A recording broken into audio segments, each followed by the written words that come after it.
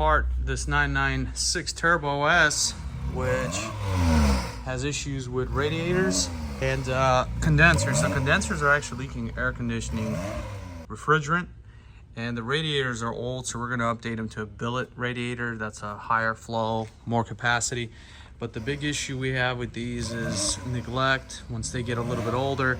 I wanted to go over a couple other issues that we experience with this car where somebody's actually been in it before and they never installed the turbo brackets. So we had the engine lowered and the turbo brackets weren't installed, so there's wear actually on this line, which I'll show you guys.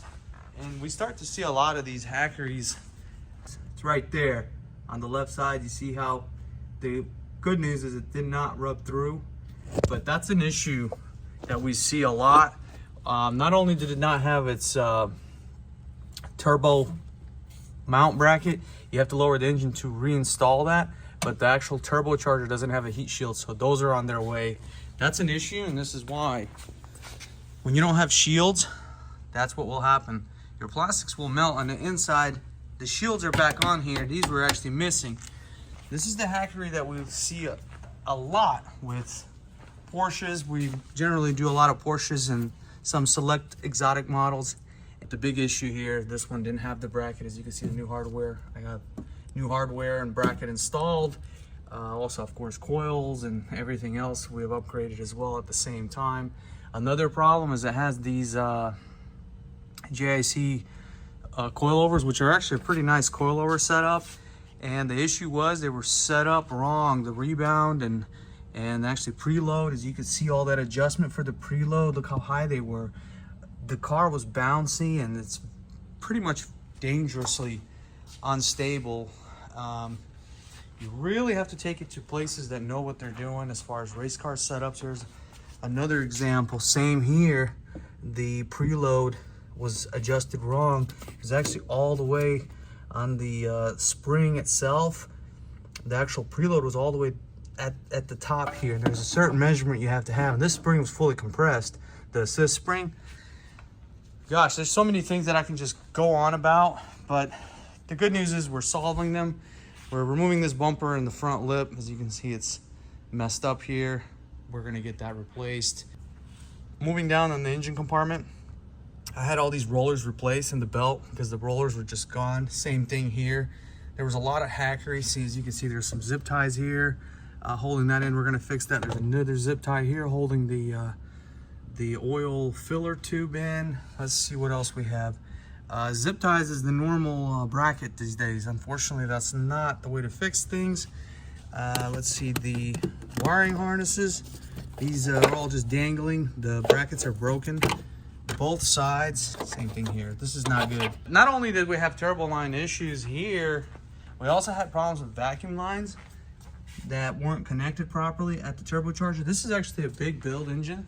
This is a 3.8 liter, and it had timing problem as well. It had some engine issues and a big engine problem that we have to solve on this car. So there was a lot of weird things on this vehicle, but the customer that used to own this car took pretty good care of it. Unfortunately, the shop he took it to did not know what they're doing. We're redoing everything.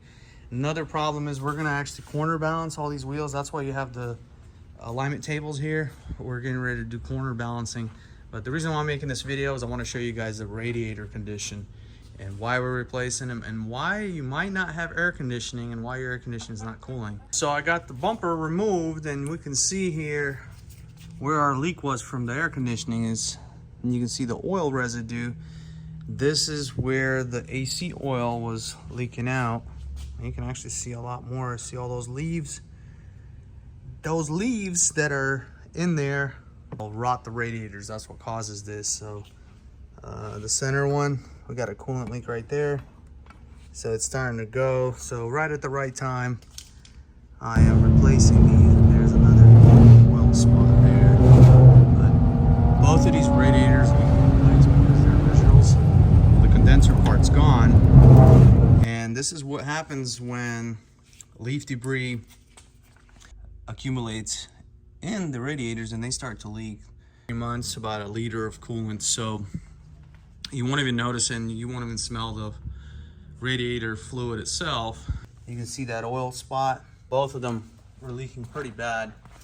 All right, so we finally got the radiators replaced here. Everything's brand new, including the condensers. We got billet radiators.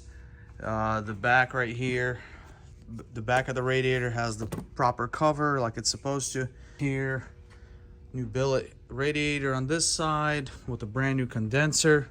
So now this is going to be a pretty updated brand new car. Here's a couple other things we did also.